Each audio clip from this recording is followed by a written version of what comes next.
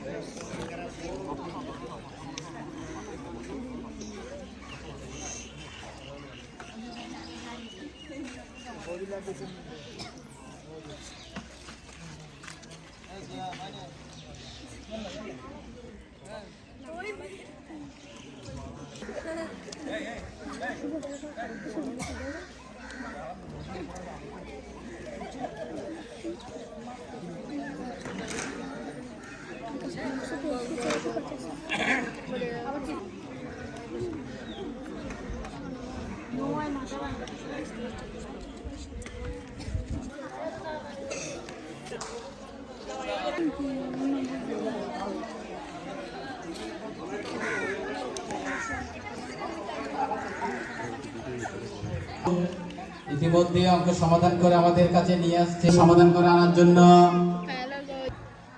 সংক্ষিপ্ত কোনো উত্তর গ্রহণযোগ্য হবে না। প্রতিযোগীদের প্রতি দৃষ্টি আকর্ষণ করে বলছি, পরিপূর্ণ সমাধান করে উত্তরপত্র জমা দেওয়ার জন্য।